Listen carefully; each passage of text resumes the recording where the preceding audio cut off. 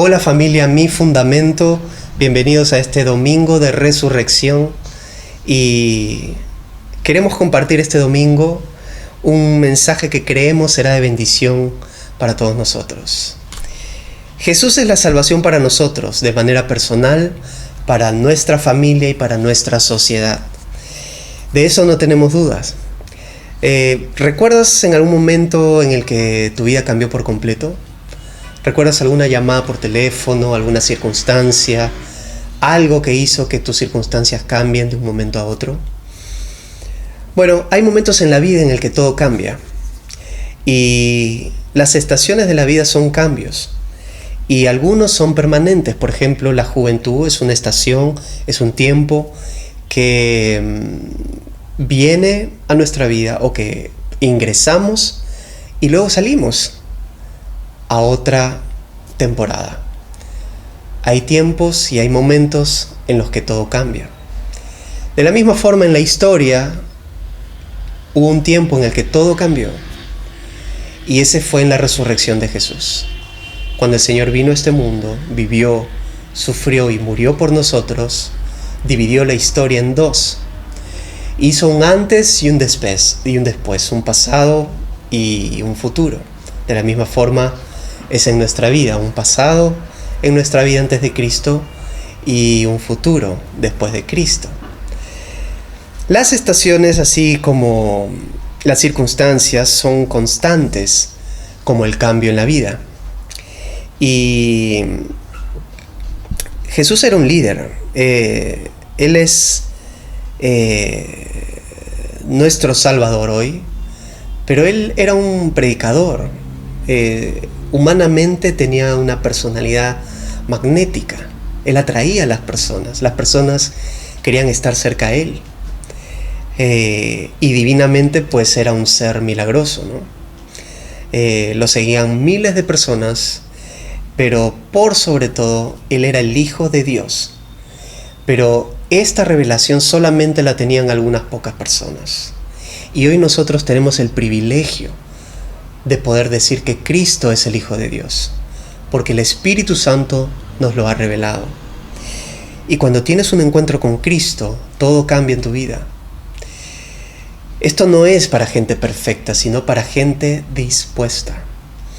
Dios te recibe como estás, pero no te deja como estás. Y vemos en las Escrituras diferentes personajes, como por ejemplo Mateo, que era un cobrador de impuestos. Cristo lo llama y él deja todo y lo sigue. Él cambió gracias al llamado de Jesús. Cuando Cristo te llama, hay cosas que dejas atrás. El apóstol Pablo, que también era un ferviente perseguidor de la iglesia, ¿no? A tal punto de encarcelarlos y asentir sus asesinatos, fue transformado por Jesús. Y él dejó todo eso y pasó luego a dar su vida por aquellos que antes perseguía. Y Pedro es otro ejemplo que lo vemos negando a Jesús cuando más lo necesitaba. Pedro fue salvo y Jesús nos salva, incluso si le fallamos, pero debemos arrepentirnos para alcanzarlo. Jesús es la salvación del mundo y fuera de Cristo no hay salvación para la humanidad. Un día me preguntaron algunas personas con las que conversaba, me dijeron, bueno, ¿salvos de qué? ¿De qué es lo que yo debo ser salvo? Y le expliqué de que debíamos ser salvos primero de la separación eterna de Dios, que es una muerte espiritual. Al aceptar a Jesús, somos regenerados en el Espíritu. Cristo no vino para hacer que la gente mala sea buena, sino para que la gente muerta viva. Pero aparte de eso, lo segundo más importante es ser salvos de nosotros mismos, de nuestras malas decisiones. Y Cristo nos salva porque Dios busca salvar nuestras vidas. Porque al hacerlo, Dios salva también nuestras familias y también nuestras sociedades. Muchos conocemos a Thomas Jefferson, que fue el tercer presidente de los Estados Unidos. Él garantizó en la Constitución la separación entre el Estado y la Iglesia. Pero este concepto fue distorsionado y se cree que todo lo relacionado a Dios debe ser separado del Estado. Pero a lo que él se refería era de que el Estado iba a garantizar, iba a mantenerse en un estado vigilante, de manera que nada pudiera impedir el ejercicio de la fe de las personas. Y por supuesto que esto se extiende a la libertad de la conciencia. Hoy día vemos en muchos lugares, países, escuelas alrededor del mundo que la libertad de conciencia y la fe están siendo totalmente violentadas y separadas de nuestras sociedades. John MacArthur dice que destruyes la conciencia colocando malas creencias, destruyes la sociedad colocando falsos roles en la familia y así finalmente destruyes el honor y la honra de las autoridades de un país. Uno no puede esperar resultados favorables devaluando estos aspectos. Dios es la única respuesta a la situación desorientada que vivimos en el mundo. Y Dios conoce el diseño del ser humano. Él es el fabricante, por lo tanto, Él es el único que puede repararnos. Y muchas religiones hablan de muchas cosas en el mundo, pero principalmente todas tratan de alcanzar a Dios. Es el esfuerzo de las personas por alcanzar a Dios. Pero solo en el cristianismo es Dios acercándose a nosotros, buscando estar con nosotros, como Padre amoroso. Y si hay alguien tan grande como Dios para definirse como amor, pues creemos que debe haber un sustento para esa tan potente declaración, ¿cierto?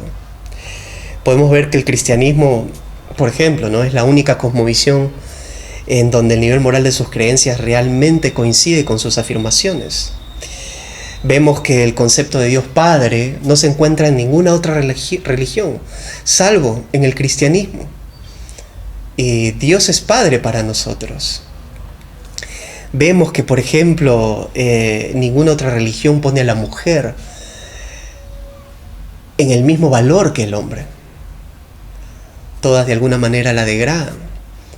Pero la religión cristiana es la única que pone al hombre igual que la mujer frente a Dios, coheredera de la gracia, nos dice la Escritura.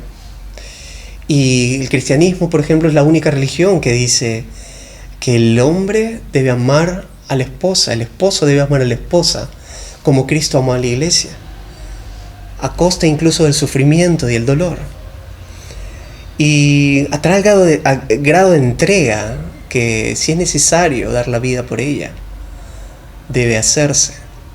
Cristo y su palabra nos hablan de aspectos morales que, contrastados con otras cosmovisiones, llegamos a la conclusión de que si existe un Dios que es amor, debe ser aquel que declaró estas cosas y no otras.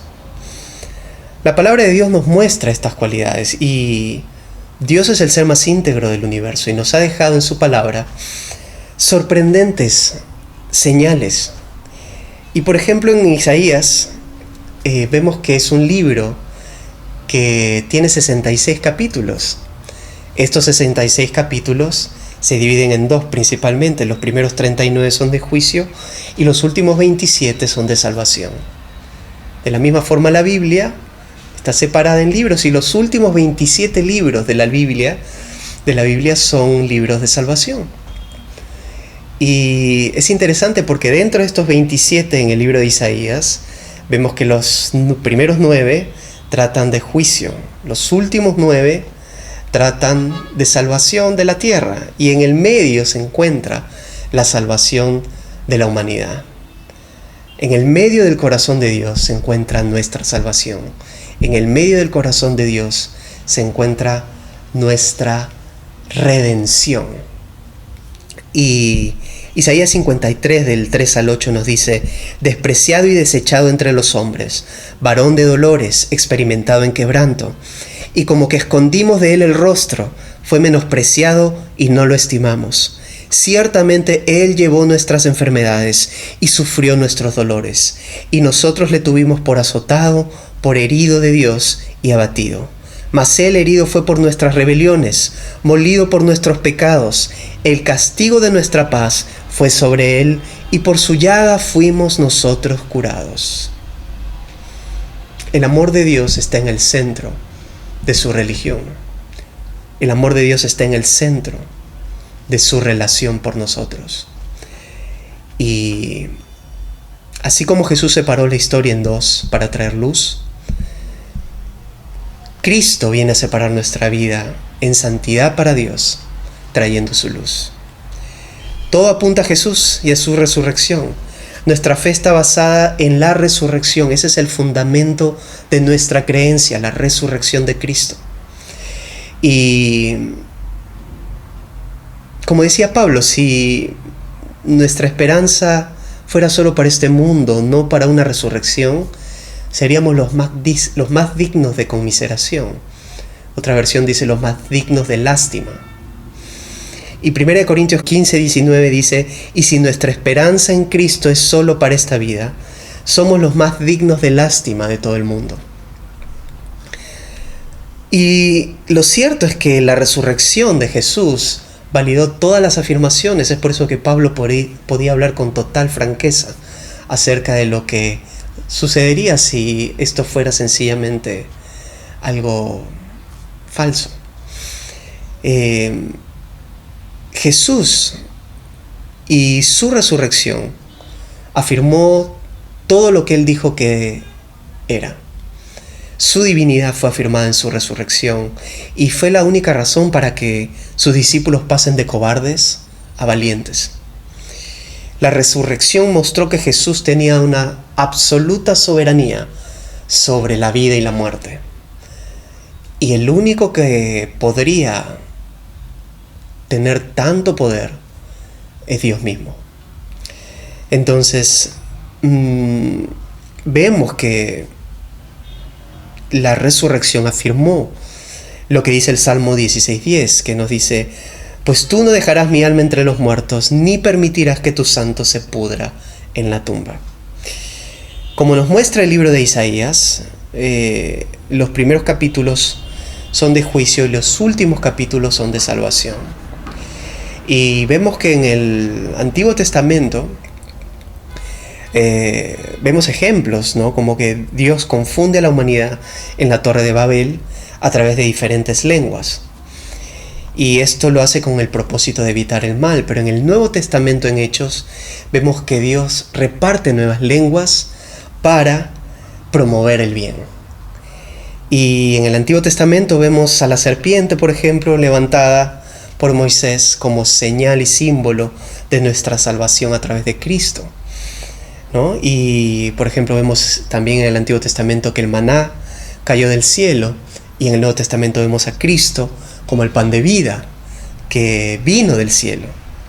Cristo le dio sentido a todo, y el testimonio de su resurrección es verdaderamente abrumador. Nadie puede entender los eventos del primer siglo si es que no pone a la resurrección en el medio de ellos. Cristo vino para que tengamos vida, y vida en abundancia. El mismo poder que resucitó a Cristo de los muertos es el mismo poder que va a resucitarnos a nosotros, no solo en el día postrero, sino que hoy puede resucitar nuestras circunstancias difíciles, nuestras pérdidas, nuestras malas relaciones. Todas aquellas cosas que han sido dadas por perdidas pueden resucitar en Cristo Jesús. Y todas las circunstancias no podrán contener al Espíritu de Dios, porque la tumba no pudo contener a Jesús. Entonces, caminemos confiados, porque el espíritu que llevamos por dentro es un espíritu superior al espíritu del mundo. Y el Señor obrará, y en este día de resurrección, Jesús nos guiará para entender por qué es que Él resucitó y por qué es que Él espera que nos acerquemos a Él para salvación nuestra, de nuestra familia y de nuestra sociedad. Si tú estás escuchando este mensaje el día de hoy, si estás buscando acercarte a Dios, si conoces un poco, si te han hablado de Cristo, pero nunca has tenido un encuentro personal con Jesús, permíteme guiarte en una oración.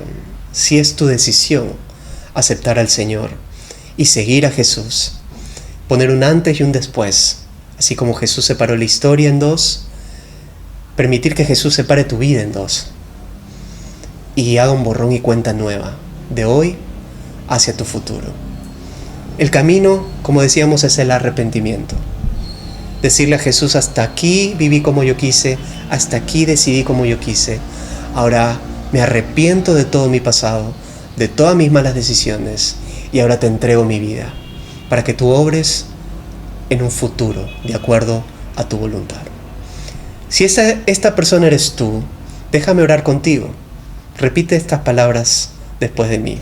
Cierra tus ojos. Señor Jesús, abro mi corazón a ti. Te entrego mi vida en este momento y te pido que entres a mi corazón, que me hagas un hijo tuyo y que a partir de ahora me des la fuerza para renunciar a aquello que es malo y acercarme a todo aquello que es bueno. Te pido que me guíes, guía mi corazón, guía mi futuro y enséñame a ser un hijo tuyo. Te doy gracias por tu obra en la cruz, por tu resurrección y por lo que has hecho por mí. Acepto mi salvación y recibo tu bendición. En el nombre de Jesús. Amén. Bienvenido a la familia de Dios. Si has hecho esta oración, queremos conocerte. Escríbenos, envíanos un mensaje a través de nuestras redes sociales. Queremos saludarte y ayudarte en tu siguiente paso también. Te damos gracias y gracias por estar con nosotros hoy.